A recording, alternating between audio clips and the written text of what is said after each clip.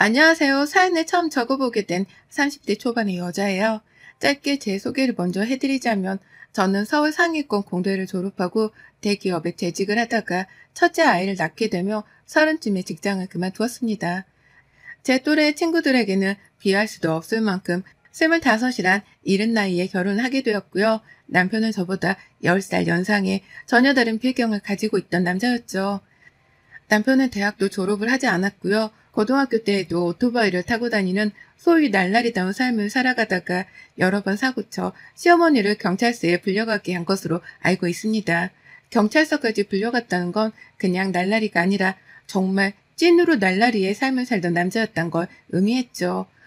왜 이런 남자를 하필 그 어린 나이에 연애만 해도 되었을 텐데 결혼까지 했나 싶습니다. 저도 이런 생각으로 여러 번 제 머리를 쥐어뜯곤 했어요.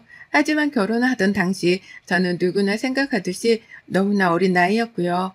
막 대기업에 취직을 해서 재직을 하던 도중 친구의 친구를 통해 남편을 만나게 되며 적극적으로 대시를 해오는 나이 많은 남자의 꼬리침에 줏대 없이 흔들렸던 것 같습니다. 그땐 연애를 한다는 이유로 남편이 옷도 참 멀끔하게 입고 다녔고 저는 아직 없던 자가용도 끌고 다니면서 절 여기저기 많이 데려다 주곤 했거든요. 당연하다는 듯 데이트를 하는데 들어가는 비용도 전부 다 남편이 대주었고 마치 저를 소중하다 못해 아주 귀하디 귀한 대감집 막내딸 다루듯이 떠받들어 줬습니다. 그러니 어릴 적에 부모님이 이혼을 하셔서 엄마의 손에서 자란 저는 아빠인 것 마냥 나를 든든하게 보살펴 주려고 하는 남편에게 뿅 반해버리고 말았네요. 이제 와서 생각을 해보면 인연이라고 하기엔 남편이 너무 일방적으로 절 떠받들어줘서 계산적인 만남이 아니었나 싶습니다.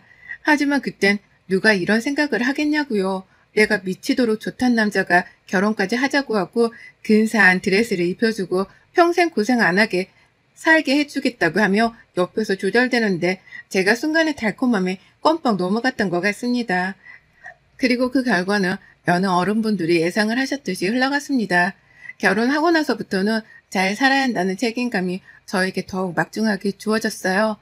그전에는 단지 회사를 다니면서 받는 월급으로 저축도 하고 친정 엄마한테 맛있는 것도 사드리면서 살면 그만이었는데요. 결혼을 하고 나서는 저에게 딸린 식구가 남편에 이어서 시어머니까지 생기더라고요. 아이를 가지기 훨씬 전부터 저는 이 두 사람까지 먹여 살리는 가장의 역할을 시작해야만 했답니다. 남편에 이어서 시어머니까지 말이죠.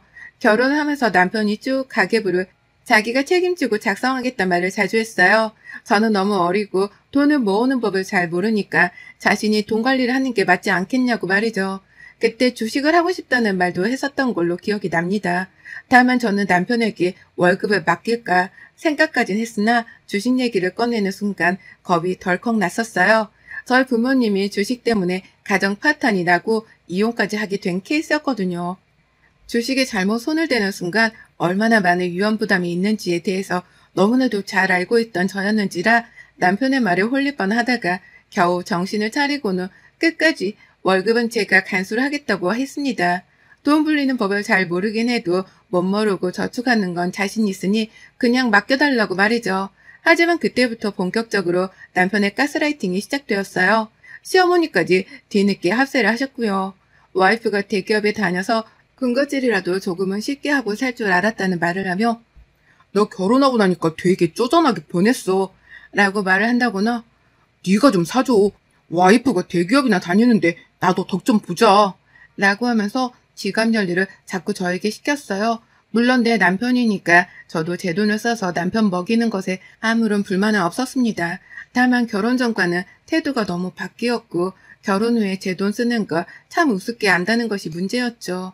그러다 보니 뭘 해도 기분이 안 좋았어요. 뭘 해도 돈돈거리며 제게는 돈 얘기만 꺼내고 어디 돈 나갈 일이 있으면 당연하다는 듯이 시어머니까지 나서서는 저를 찾으시니 그쯤 되어 저도 깨우친 건 있죠. 이 사람들이 나를 돈주 취급하는 게 분명하다는 걸 말입니다. 그걸 알면서도 이혼을 쉽사리 할 수가 없었어요. 이 사람들을 떠나야 한다는 생각 자체를 무섭다는 이유로 피하기에 급급했었죠. 이유는 하나, 엄마처럼 살기 싫어서였습니다. 평생을 이혼하고 혼자 힘들게 아이를 키우며 산 엄마였어요. 그런 엄마처럼 살기도 싫었고 제가 이혼을 한다고 할 경우 엄마가 받을 상처가 많이 걱정이 되었었죠. 그러다 보니 저는 직장을 다니면서 남편과 시어머니 뒷바라지 하는 걸 업으로 삼고 살았답니다. 중간에 몇 번 남편이 제 허락도 없이 자기 돈으로 주식에 손을 댔다가 빚을 내게 되며 제가 대신 갚아준 적도 있었고요. 금전적으로 서로 얽히게 되다 보니 이혼이라는 선택은 더욱 쉽게 할 수가 없게 되었죠. 차라리 직장에서 퇴근 없이 살았으면 좋겠다 싶은 생각이 들 정도로 집에 들어가는 게 참 힘들었습니다. 가면 시도 때도 없이 와서는 죽치고 있는 시어머니를 보는 것도 싫었고요. 제 팔자를 제가 꼰다고 하잖아요. 저도 딱 그런 케이스였습니다. 일찍 도망쳐서 독립부터 할 생각을 했었어야 했는데 어쩌다 보니 애도다 꽉 붙들렸어요. 아이를 낳고 나서는 남편이 육아를 도와주지 않아 많이 힘들어했고요. 그러다 산후 우울증이 너무 심하게 와서 직장에서 일도 제대로 못하다 결국 잘리기 전에 제가 눈치껏 사표를 내버렸습니다. 잘 다니던 대기업을 저 스스로 수명을 깎아먹더니만 30에 직장을 그만둬버린 겁니다. 속상한 순간들, 그리고 저 스스로가 한심해 보이는 순간들도 많았지만 팔자 타령만 하고 있을 여유는 없었습니다. 애가 있으니 어떻게든 일을 또 해야 했어요. 그 와중에 남편이랑 시어머니는 일을 그만뒀다며 믿는 밧줄이 끊긴 것 마냥 한심스러워했는데 투정을 받아주기엔 제가 너무 빠듯했었습니다. 돈도 벌어야 했고 얘도 키워야 했으니까요. 사실 친정엄마가 걱정하실 것이 싫어서 제가 더 악바리 같은 마음으로다가 살았어요. 누구한테도 남자 하나 때문에 인생 조졌다는 소리를 듣고 싶지 않아서 제가 할 수 있는 최대한을 하고자 노력했습니다. 그러다 보니 집안에서 일어나는 분란은 최대한 피하고자 했어요. 어머님은 여전히 제 눈치를 보지도 않으시고 집으로 찾아오셨고 대기업을 그만둔 후로는 쓸모가 없는 며느리라도 되었다는 듯이 입이 매번 삐쭉 튀어나와 잔소리를 늘어놓으셨는데요. 그런 모습에 대응을 하기에 제 마음의 여유가 너무 없었습니다. 무슨 말씀을 하더라도 일단은 무시를 하거나 한 귀로 흘려듣는 게 다시 자리를 잡기에는 훨 좋은 방법이었죠. 고부관계의 정다운 말 따위는 나누지 않고 늘 한쪽에서 일방적으로 혼을 내거나 정신 차리라고 잔소리를 퍼붓는 관계이다 보니 지금껏 살며 평생 시어머니랑 따뜻하게 손 한 번 잡아본 적이 없었습니다. 저 결혼할 적에는 이혼해 엄마 밑에서 혼자 자라 외로웠을 거라며 먼저 결혼식에서 선뜻 손까지 잡아주시면서 딸처럼 대해주시겠다고 하셨던 분이셨는데요. 그때의 기억은 온데간데 없이 남보다 못한 사이가 되었죠. 그뿐이면 다행이게요. 자기 엄마랑 사이좋게 지내지를 않는다면서 남편은 저에게 문제가 있다는 말을 참 자주 내뱉었습니다. 제가 태생의 말도 잘 못하고 사람을 다정하게 대해주지도 않는다고 하더군요. 그도 모자라 이제는 제가 예뻐 보이지도 않는다는 말문 막힌 말도 해댔고요. 대기업 다닐 때는 다른 직원들처럼 저를 위해서 립스틱도 사줘볼 줄 알았고 손에 핸드크림도 화장실을 다녀오고 나자마자 수시로 발라대던 사람이었습니다. 단지 그런 것들을 지금은 잘 못할 뿐이었어요. 제가 전처럼 대기업을 다니고 있는 것도 아니었고 저 혼자 챙기고 사는 싱글도 아니었으니까요. 그런 와중에 집에서 스트레스도 이렇게나 받는데 제 얼굴에 분칠할 여력이 있겠냐 말입니다. 그런데 이 점을 걸고 넘어지는 남편이 너무 미웠어요. 하지만 이런 남편보다도 저를 더 짐 빠지게 만드는 건 시어머니셨죠. 잔소리를 하도 듣고 살다 보니까 어머니의 말씀 한마디 한마디가 저에게는 모두 다 질릴 정도로 듣기 싫은 막말이 되어가기 시작했는데요. 이 단계가 점점 더 심해지다 보니까 이제는 집에 들어갈 때에 집 앞에서부터 시어머니의 목소리가 이명으로 들리기까지 시작했어요. 밖에서 일을 하다가도 어머님이 뒤에서 야! 라고 부르는 소리가 들리는 듯 했고 그냥 멀쩡하고 낯선 길을 걷고 있을 뿐인데 너! 야! 라는 호통 소리가 저만치 앞에서 들려오곤 했답니다. 순간 흠칫하면서 뒤돌아 시어머니를 찾아보셨던 게 한두 번이 아니었고요. 내가 언제까지 이러고 살아야 하는 건가 싶어서 슬슬 뒷목도 땡기고 혈압도 올라갈 때쯤 친정엄마한테서 정말 뼈 때리는 말을 전해 들었습니다. 저희 친정엄마가 혼자 사는 것에 익숙해서는 지금도 환갑이 다 되어 가시는데 밖에서 일을 하고 계시거든요. 어쩔 땐 저희의 용돈을 준다며 저보다 하루 종일 더 오랜 시간을 일만 하실 적도 많으셨어요. 그래서 만난다는 게 정말 쉽지가 않았는데 먼저 연락이 오셔서는 딸이 보고 싶다고 하는 거예요. 그 말을 들으니 제가 눈물이 왈칵 나오려고 하면서 당장 시간을 내서라도 엄마를 찾아갔죠. 시어머니께 잠시 아이를 봐달라고 했는데 어디 놀러 가는 줄로 아셨는지 당장 칼같이 거절을 하시길래 아이까지 업고 말이죠. 안 그러던 분이셨는데 갑자기 보고 싶다고 하는 걸 보니 혹여나 무슨 일이라도 있으셔서 일어나 싶어 내심 엄마 걱정도 하면서 후딱 친정에 갔습니다. 그런데 엄마는 저를 보자마자 제가 먼저 눈물을 흘리기도 전에 본인의 눈물을 쏟아내셨습니다. 제 꼬라지가 왜 이렇게 되었냐고 하면서 제 늘어난 옷을 붙잡으며 안타깝다 눈물을 흘리는 겁니다. 젊은 애가 40 넘은 아줌마라도 된다는 듯이 벌써부터 해진 옷을 입고 다닌다고 하면서 말까지 더듬는데 너무 쪽이 팔리고 또 죄송스럽고 복잡스러운 마음이 들어 말도 안 나오더라고요. 불효를 크게 한 것 같아서 죄책감도 느껴졌습니다. 나름 엄마를 만나면서 신경 쓰고 나온 건데 이 꼴이 엄마의 울음까지 터뜨릴 일이었나 싶어 한참 동안 엄마를 붙들고 달래며 저도 울었습니다. 그때부터는 제가 좀 달라졌던 것 같아요. 엄마를 보고 집에 들어가는데 저를 보고 어디 갔다 왔냐고 위아래로 훑는 시어머니의 눈빛을 보는 순간 무시를 하자는 생각보단 되들어보자는 충동이 확 들었죠. 나를 이렇게 만든 게 나의 잘못도 크지만 저 사람들의 잘못도 있다는 생각에 남편과 시어머니를 보는 시선이 조금은 더 공격적으로 변했습니다. 그러다 립스틱 하나가 싸움의 발단이 되었죠. 너무 일찍 결혼하고 회사 생활에 치이다가 잘리기 전 자진 사표를 내고 얘까지 키우다 보니 제 성격이 멀쩡할 리는 없었습니다. 옆에 친구라고 둘 수 있는 사람 하나조차 제대로 없었어요. 술을 잘 못 마시고 커피를 좋아하던 저였는데 예쁜 카페를 같이 갈 수 있는 지인이 없었으니 말 다 했죠. 혼자서 집은 너무 나가고 싶은데 같이 나가줄 사람이 없으니 외로움을 타던 중. 왜 멀리서 사람을 찾나 싶었습니다. 바로 친정엄마한테 연락을 해서 카페를 가자며 약속을 잡았죠. 그렇게 엄마랑 같이 만날 작정으로 남편한테는 정말 매달리다시피 아이를 겨우 맡겨놓고 가기로 약속을 받았어요. 쉬는 날인데 자기도 그냥 잠만 자고 싶다면서 한사코 나가지 말라 붙잡더라고요. 그러니 저는 영원히 빠진 채로 남편을 일방적으로 무시했고 아예 옷까지 챙겨 입고는 나갈 준비를 막 마치자 어쩔 수 없다고 체념을 했는지 아이는 자기가 봐주겠다고 결국에야 답을 줬답니다. 그리고 저는 마지막으로 하나 있던 립밤 비슷한 연한 핑크색 립스틱을 바르고는 현관으로 나갔죠. 그런데 그때 뒤에서 시어머니가 절 너무 큰 소리로 불러댄 바람에 간이 나가 떨어질 뻔했습니다. 잠깐만! 라고 하면서 저를 부르더라고요. 누가 보면 마치 합가라도 해서 같이 사는 사람인 것 마냥 시어머니는 어느새 부부가 둘 다 쉬는 날이던 주말에 아침부터 저희 집을 찾아와 거실 한복판에서 TV를 보며 자리를 죽치고 앉아있다가 나가는 저를 부르는 것이었어요. 홧김에 그냥 무시를 하고 가던 길을 갈까도 싶었습니다. 마저 신발을 신고 그냥 이 문만 확 열어버리면 집 밖을 나가는 것이었지만 어머님은 제가 그럴 것이라고 예상이라도 한 것 마냥 제 이름을 재차 다급하게 부르시더라고요. 너 내가 부르잖아. 잠깐 거기 서. 라고 하면서 오두방정을 떨더니 급기야 소파에서 일어나 제가 서 있는 현관까지 헐레벌떡 걸어오더라고요. 할 말이 많다는 듯이 침까지 요란스레 삼키시면서 말이죠. 그러니 저도 어쩌겠어요.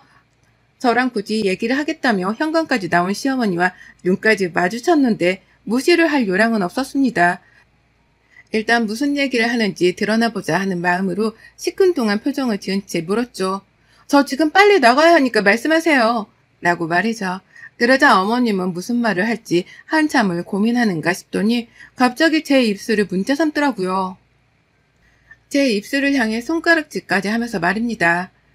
너 이게 뭐야? 지금 어딜 가는 건데 해까지 두고서. 라고 하면서 제 입술을 향해 놀란 속마음을 훤히 들여다 보이며 물으셨어요.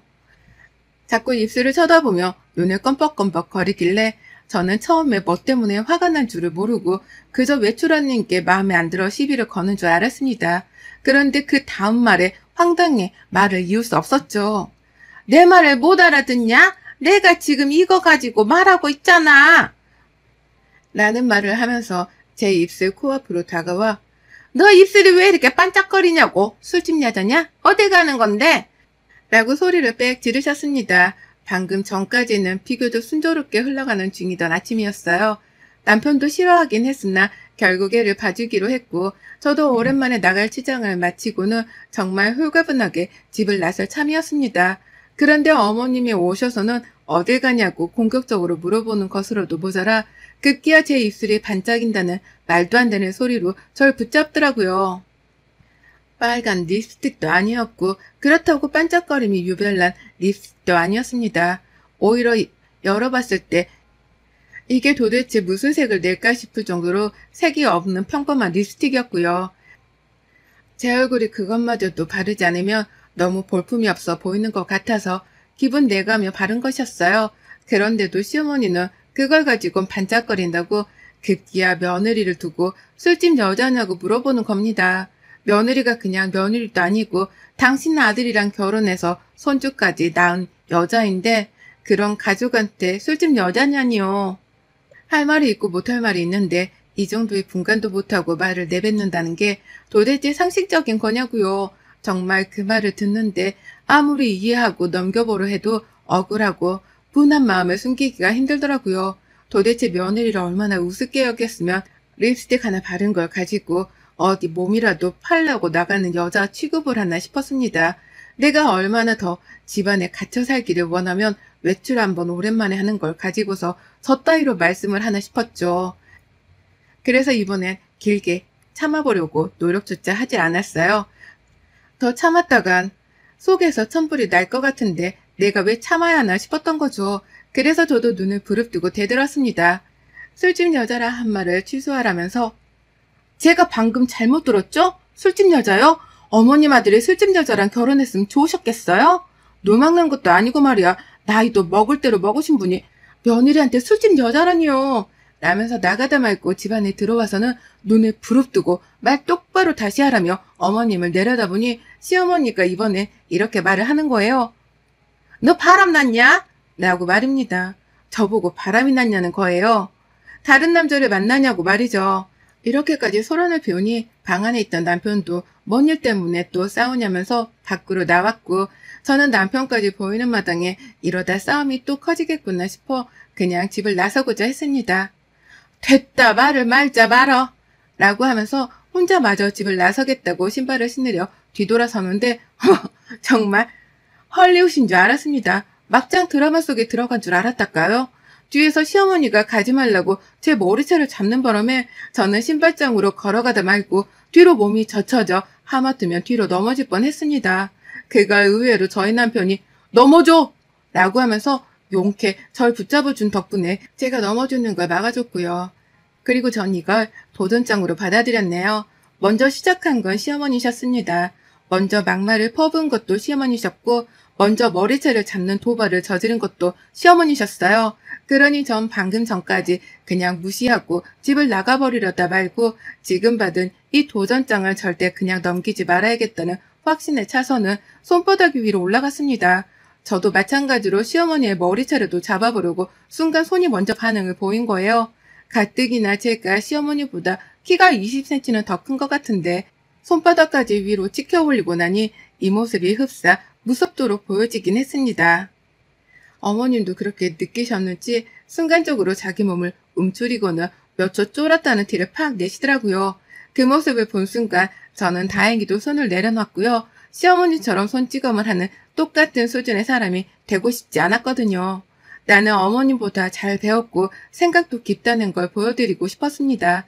때리라는 신용을 했으나 진짜로 때리지는 않은 채 언제라도 때릴 수 있는데 참고 있는 것이라는 것만 보여주며 그뿐이었어요.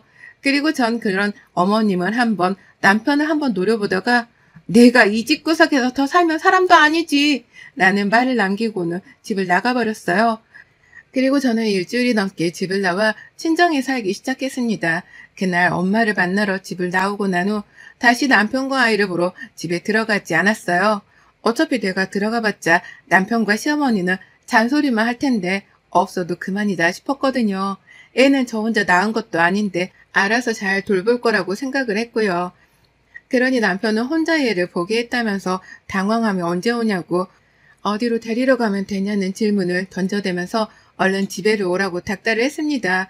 안 오면 큰일이라도 나는 것 마냥 아이 사진도 수두룩하게 보냈고 시어머니가 잘못을 뉘우치고 있는 중이라면서 어머님이 손을 들고 있는 사진까지 보내더라고요. 그걸 찍어서 보내면 제가 화를 풀 줄 알았는지 시어머니가 양손을 든 채 남편의 카메라 앞에서 울상 표정을 짓고 있는 사진을 보냈는데 전 오히려 그 사진을 보자마자 온몸에 소름이 쫙 돋았습니다. 이딴 거 보낼 생각을 한 남편의 수준에 너무나 실망을 해서 말이죠. 그리고 결국 저는 단순한 장기 가출로 이 싸움을 종결시키려 했는데 정말로 저는 못 봐주겠다며 남편을 친정아 카페로 불렀어요. 혹시나 불상사가 일어날까 싶어서 집으로 부르지는 않았고 사람 많은 카페에서 남편을 만났습니다. 그리고는 거기서 말 한마디 나누려 하질 않고 일방적으로 이혼 서류를 내밀었죠. 저는 같이 살기도 싫었어요. 아직 남편이 진 주식빚을 대신 갚아주며 생긴 빚을 되돌려받진 못했지만 상관없었습니다. 빨리 이 집구석에서 벗어나고 싶은 생각뿐이었고요. 회사를 다닐 때도 나에게 의존을 하려고 하더니 직장을 그만두고 나서도 육아와 살림, 가게 등 모든 부분에 있어서 저에게 짐을 지게 하려고 한 남편과 시어머니를 용서할 수 없었습니다. 배려를 못해주는 시어머니의 행동은 더욱 저를 화나게 했고요. 그래서 이혼을 하자고 했더니만 남편이 너무 힘들어 하더라고요. 아직 아이도 어리고 엄마의 손길이 많이 필요로 할 텐데 이렇게 갑자기 헤어지면 어떡하냐면서 그 많은 사람들이 있던 카페 안에서 눈물을 보이더니 훌쩍이다 대성통곡을 시작했습니다. 제가 준비해간 이혼 서류를 1차로 찢어버리기까지 했었어요. 물론 저는 남편의 머리 꼭대기 위에 있는지라 몇 장 더 준비해간 걸 눈앞에 꺼내 보였고요. 진절머리가 나니 빨리 이혼을 해달라고 보채기만 했습니다. 그 와중에 시어머니가 대화를 잘 해나가고 있는지 확인 전화를 하겠다며 전화까지 해오는데 변한 게 없다며 고개를 절레거리며 흔드니 남편은 제가 시어머니 때문에 이혼을 하려는 걸 눈치챈 건지 바로 전화를 꺼버리더라고요. 앞으로 어머님이 저번처럼 머리끄댕이를 잡아당기게 하는 일을 없게 하겠다며 두 손을 싹싹 빌기까지 했으나 저는 괜찮다고 했습니다. 배려 따위도 거절을 하겠다고 딱 잡아뗀 거예요. 그런 배려를 지금껏 못 받고 살았는데 이제라도 가능할 리가 없다며 남편의 달콤한 말에 속아 넘어가는 걸 딱 막아버렸죠. 그리고는 서류만 남긴 채 자리를 떴습니다. 이대로 별거만 해도 상관없었어요. 당장 말도 나누기 싫었고 보고 싶지도 않았거든요. 남편한테 이미 제 결정을 충분히 보였다 싶었고 남편도 잘 알아차린 건지 그 다음부터는 시어머니가 난리를 쳤습니다. 집에 들어오지도 않는 며느리를 걱정하며 혼자 아이를 키우는 아들내미 보기가 가슴 아프셨던지 한사코 집으로 들어오라고 다시는 집에 오지 않겠다며 저희 친정엄마한테까지 연락을 하셔서 저를 찾더라고요.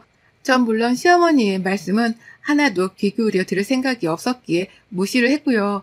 결국 어떠한 선택을 하든지 간에 저희는 이별을 호흡해 둔 부부가 되어버리고야 말았답니다. 외출해보겠다고 립스틱을 바른 그 하나의 사건이 발단이 되어서 결국 애증어리던 우리 부부가 이혼을 눈앞에 두게 되었네요. 어떻게 해서든 우리는 이혼을 했을 테지만 그 이유가 립스틱 하나가 될 줄은 정말 몰랐습니다. 그게 조금은 억울해서 전 바로 며칠 전 새빨간 립스틱 하나를 새로 사서는 그걸 일부러 매일같이 바르고 다니고 있어요. 립스틱을 바른 제 얼굴을 볼 때마다 새삼 시어머니가 떠오르면서도 이걸 보며 시어머니가 무슨 반응을 보일까 싶은 마음에 더 짙게 입술을 칠한답니다. 언젠가 마주치면 어머님이 기함을 치도록 이 사연을 마무리 짓고 나서도 입술 한 번을 더 짙게 칠해봐야겠어요. 여러분의 생각은 댓글로 남겨주세요. 오늘도 시청해 주셔서 정말 감사합니다.